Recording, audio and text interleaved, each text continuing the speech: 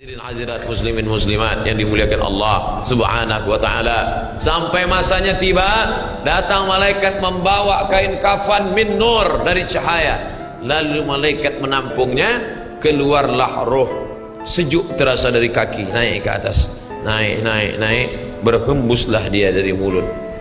Wa nafakhtu fihi min ruhi, aku hembuskan, aku tiupkan. Dulu waktu masuknya ke tanah, ke daging itu ditiup, maka keluarnya pun juga keluar. Maka mata memandang, ruh keluar. Biji mata memandang, keluar biji mata. Makanya orang yang mati itu matanya terbuka. Makanya yang pertama kita lakukan menengok orang mati adalah memejamkan mata. Allahumma ghfir li abdus samad warfa' darajatahu ma'al ghabirin, inna lillahi wa inna ilaihi raji'un. Makanya saya jarang-jarang datang bila ada sebut, Ustaz ada orang meninggal dunia, sudah lama, baru sejam, nanti saya datang.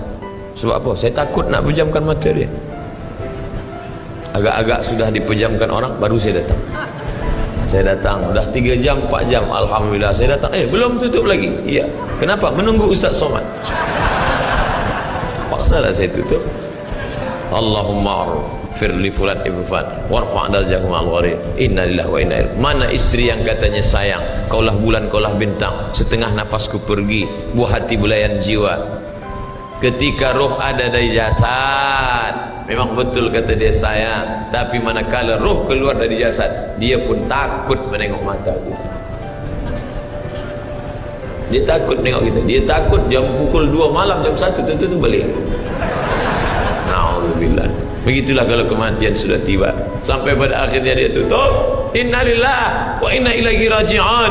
Selepas itu roh pun keluar, dibawa. Kalau dia baik, roh itu dibawa, dimasukkan ke dalam kain kafan min nur, hadis riwayat Ahmad bin Hanbal.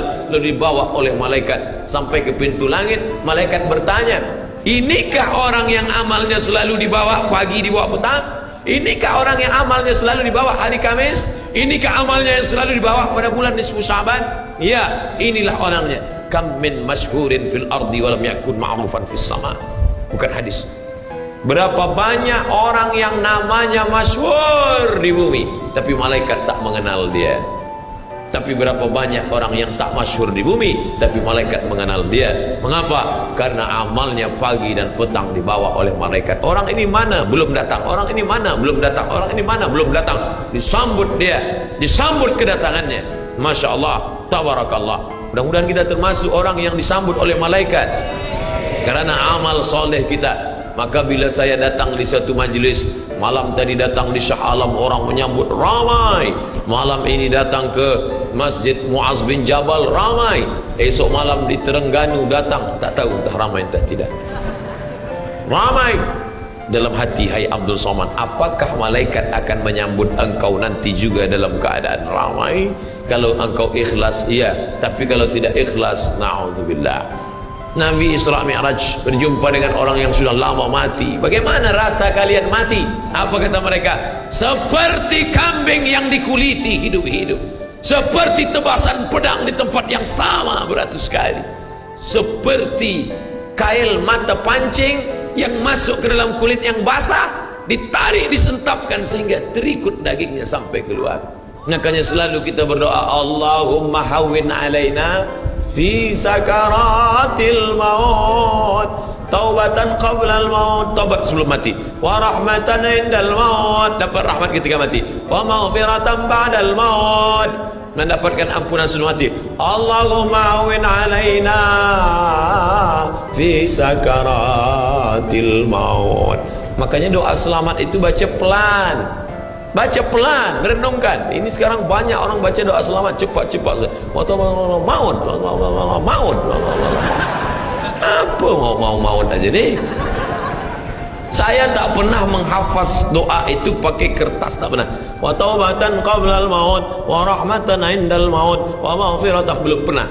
Kenapa Ustaz boleh hafaz? Sebab dulu dibawa oleh ayah, dibawa oleh bunda, dibawa dalam acara tahlil, dibawa dalam kenduri orang mati, dibawa. Tiap hari telinga mendengar Tuan Imam membaca pelan, maka kita ingat wa taubatan qabla al-maut wa rahmatan 'inda al-maut. Anak-anak kita ini walaupun mereka lari sana sembang sini, tapi telinga mereka mendengar. Dan anak-anak ini hafaz. Kadang anak hafaz, ibu bapa tak hafaz. Sebab apa? Sebab dia golden age, usia emas. Mereka hebat, mereka kuat ingatannya, menangkap hafazan itu begitu kuat. Maka kita ajarkan mereka doa itu pelan-pelan. Sebab bila kita ajar kuat-kuat, mereka balik, dia panggil, ibunda dia panggil, cuba kau baca apa doa tadi? Allah maut, Allah maut. Apa mau aja ni? Sebab di Iraq banyak orang mati, sebab di Suriah banyak orang mati, di Palestin banyak orang mati, di Rohingya banyak orang mati. Padahal maknanya amat sangat dalam. Allahumma hawwin alaina, ringankan kami fi sakaratil maut. Tidak ada gunanya amal banyak kalau tidak selamat dalam sakaratul maut. Makanya kita selalu minta kepada Allah, Allahumma khtim lana bi husnil khatimah wa la takhtim alaina bi su'il khatimah. Allahumma ja'al akhir kalamina, jadikan akhir kalam kami inda tihai ajalina, ketika ajal kami sampai, jadikan akhir kalam kami yang terakhir keluar dari mulut kami qaula la ilaha illallah Muhammadur Rasulullah. Allah. Biasa orang takbir ini nak pergi perang. Menghadapi sakaratul maut penting juga takbir, sebab di situ banyak segala macam godaan-godaan. Datang syaitan membawa air, katanya menjelang sakaratul maut itu haus, panas, haus, maka datang syaitan membawa air. Engkau sebut nama aku bagi air. Mau? Kata dia. Mau? Engkau mau? Sebut nama aku. Tapi bila iman kita kuat, maka dia tidak akan mampu untuk menggoda kita. Sampai kapan syaitan tak pernah berputus asa? Sampai bila? La atiyannahum min baini aydihim, aku datang dari hadapan, wa min khalfihim, aku datang dari belakang, wa an aymanihim, aku datang dari kanan, wa an syama'ilihim, aku datang dari kiri. Datang dia, datang dari hadapan, datang dari belakang, datang dari kanan, datang dari kiri. Oleh sebab itu yang banyak tuan-tuan yang ada berada di sini, tolong berzikir semua. Subhanallah, subhanallah, subhanallah. Kenapa? Dengan zikir itu maka larilah jin-jin setan yang ingin mengganggu. La ughwiyannahum, aku akan goda mereka, aku akan sesatkan mereka. Berapa lama? Madamat arwahuhum fi ajsadihim, selama ruh ada dalam jasad, aku tak akan pernah berhenti sampai akhir keluar jasadnya dalam keadaan mati, tidak menyebut Allah Subhanahu wa taala. Itulah punca mereka. Makanya kita selalu berzikir. Esok pagi terjaga dari tidur automatically, karena kita sudah programkan di kepala kita, manakala terbuka, alhamdulillahilladzi ahyana ba'da ma amatana wa ilaihi nusyur. Selapar-laparnya orang beriman, manakala dia tengok makanan, terus saja dia ingat Allah. Allahumma barik lana fi ma razaqtana wa qina azabannar. Tapi ada setengah umat Islam, bila dah kenyang saja baru ingat Allah. Alhamdulillah. Bila tak kenyang tak ada ingat Allah SWT. Na'udzubillah. Oleh sebab itu maka inilah hidup yang singkat ini. Bila pernah kita bersedekah, itulah yang akan menolong. Laula aghartani ila ajalin qarib, kalau engkau beri aku umur panjang ya Allah, apa yang akan kulakukan? Fa as-saddaqa, aku akan bersedekah. Wa akum minas salihin, aku ingin beramal saleh. Malam ini tajuknya Masya Allah, ini tazkirah terakhir, ini tazkirah akhir, last, dan tajuknya pun akhir pula. Mudah-mudahan ini tazkirah terakhir, tapi bukan terakhir bagi saya. Andai mati tidak masalah. Allahumma ja'al hayata ziyadatan li fi kulli khair.